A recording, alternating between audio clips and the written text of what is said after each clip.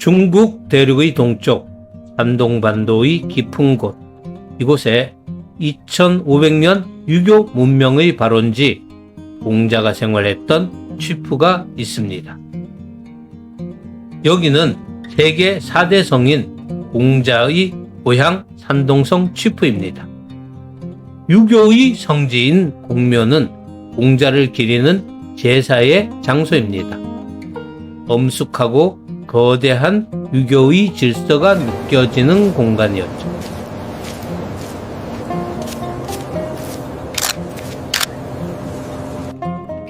하지만 공묘의 동쪽 문을 나서 공부로 들어서는 순간 공기의 결이 단번에 바뀝니다. 공묘가 성인을 기리는 제사의 공간이라면 공부는 공자의 후손들이 대대로 먹고 자고 일했던 치열한 생활의 공간입니다. 99칸의 집, 미로처럼 이어진 배랑과 마당, 이곳에는 수천 년간 이어져 온 공자 가문의 숨결이 배어 있습니다. 그런데 여행자의 시선을 가장 먼저 그리고 강렬하게 붙잡은 것은 공부의 건물이 아니었습니다. 바로 공자가 생활했던 생활공간 집 입구에 떡하니 걸려있는 술 광고판입니다. 공부가주, 공자 집안의 술이라는 뜻이죠. 정현의 집 대문에 술 광고라니 한국의 세계 이황이 생활했던 도산서원 입구에 막걸리 광고판이 걸린 격이랄까요? 조금 더 길게 들어가 기념품 가게 앞에 서면 고개를 갸웃하게 만드는 풍경이 절정에 달합니다. 진열대 위를 보세요. 유교의 시조 공자 캐릭터 옆에 문화 대혁명 때 유교를 타파하고자 외쳤던 공산주의자 마오쩌둥의 캐릭터가 나란히 놓여 있습니다. 도저히 어울릴 것 같지 않는 두 사람이 이곳에서는 아무런 갈등 없이 한 진열대에 자리 잡고 있습니다. 우리는 역사를 알고 있습니다. 1960년대 문화 대혁명 시기 마오쩌둥의 홍위병들은 취푸로 몰려와 공자의 무덤을 파헤치고 비석을 깨뜨렸습니다. 그 당시 공자는 타도해야 할 낡은 봉건의 상징이었으니까요. 그런데 지금 공자의 직계 후손이 운영하는 상점에서는 공자의 후손이 마오쩌둥의 시를 직접 붓으로 써서 팔고 있습니다. 조상의 무덤을 파헤친 사람의 시를 후손이 써서 파는 이 기묘한 상황, 한국인의 감각으로는 쉽게 납득하기 어려운 장면입니다. 한국식으로 말하자면 불교 절에서요, 불상 바로 옆에 기독교 십자가를 놓고 파는 것과 비슷합니다.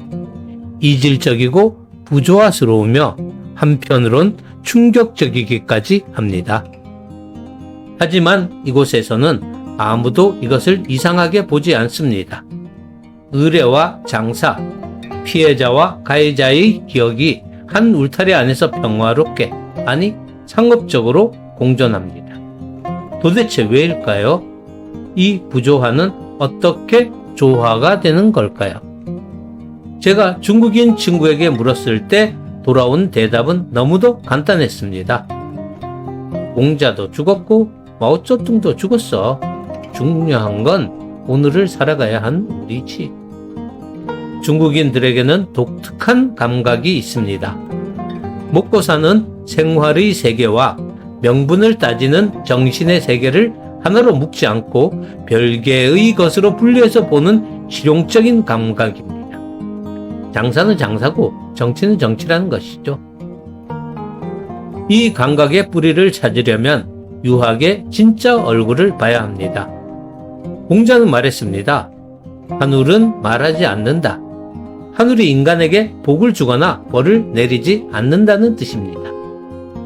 사마천 역시 사기에서 한탄했죠. 의로웠던 백이와 숙제는 수양산에서 굶어 죽었고요. 악당 도척은 오래 장수를 누리는 세상.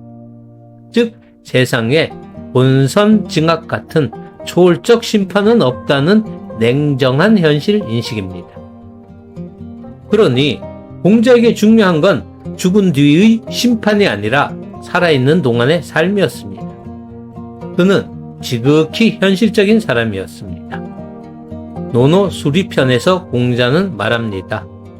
돈을 벌 수만 있다면 나는 시장 문직이나 마부 노릇이라도 하겠다. 공자는 노동과 돈을 버는 일을 도덕적으로 낮게 보지 않았습니다. 가난의 무서움을 누구보다도 잘 알았기 때문이죠. 실제로 공자가 천하를 유량할 때 그 막대한 비용을 댄 것은 공자의 제자 자공이었습니다. 자공은 스승의 이름을 활용해 장사를 했고 공자는 그것을 비난하지 않았습니다. 공자의 이름은 2500년 전부터 이미 강력한 신용을 말해주는 장사 브랜드였던 셈입니다. 그 흐름이 오늘날 공부의 기념품 가게까지 이어진 것입니다. 공자의 후손들이 성현의 이름을 걸고 술을 팔고 글씨를 파는 것은 조상을 욕보이게 하는 게 아닙니다. 오히려 가장 유교적인 방식으로 현실을 살아내는 지혜인 것입니다.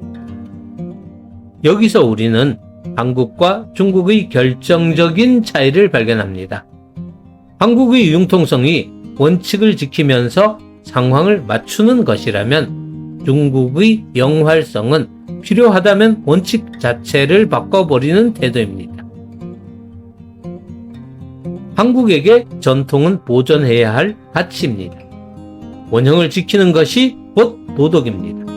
반면 중국에게 전통은 지속해야 할 가치입니다.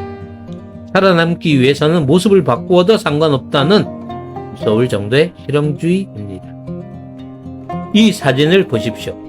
1936년 공자의 직계 77대 종손 공덕성의 결혼식 장면입니다. 신랑은 중국 전통 유교 금관 조복을 입었는데 신부는 서양식 하얀 드레스를 입고 베일을 썼습니다. 예식 절차도 유교식 제사와 서양식 피로연을 반반 섞어서 치렀습니다. 가장 보수적이어야 할 공자의 종가에서조차 시대가 바뀌면 형식은 얼마든지 바뀔 수 있다는 것을 몸소 보여준 것입니다. 이것이 바로 공부에서 미리 보여준 중체 서용의 리허설이었습니다. 본질은 지키되 쓰임은 과감하게 가져온다. 유학은 지키되 서양식 기술은 과감하게 가져온다는 뜻입니다.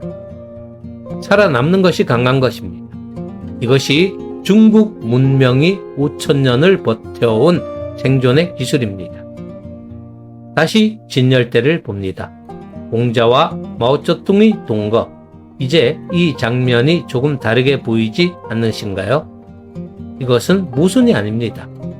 과거의 고난보다 오늘의 이익이 중요하다는 지극히 중국적인 합리주의의 결과입니다. 그들은 원칙을 고수하다 부러지기보다는 원칙을 구부려 살아남기를 택했습니다. 전통은 박물관의 유물이 아니라 현실의 필요에 맞게 계속 업데이트되는 소프트웨어와 같은 것이니까요. 한국인은 묻습니다. 어떻게 그럴 수 있어? 중국인은 답합니다. 왜 그러면 안 돼? 이 질문과 대답 사이의 거리만큼 두 나라의 문화는 서로 다른 길을 걸어왔습니다.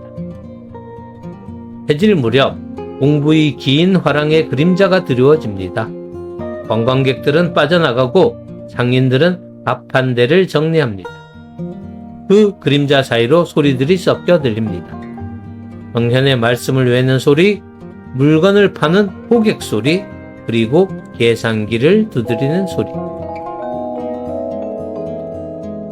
공자는 박물관 유리관 속에 박힌 박제된 성인이 아니었습니다. 그는 2500년이 지난 오늘 바로 이곳 이 장터에서 박약토를 달고 치열하게 살아 숨쉬고 있습니다. 한울은 말하지 않지만 인간은 스스로 살 길을 만든다. 공부의 벼랑에 남아있는 그 뜨겁고 세속적인 재혼이 오늘따라 유난히 묵직하게 다가옵니다. 이상 공자와 마오쩌둥이 함께 사는 집 공자의 생활공간 쥐프 공부에서 전해드렸습니다. 열하일기 2.0 다음 회차에서는 중국의 다른 도시에서 찾아뵙겠습니다.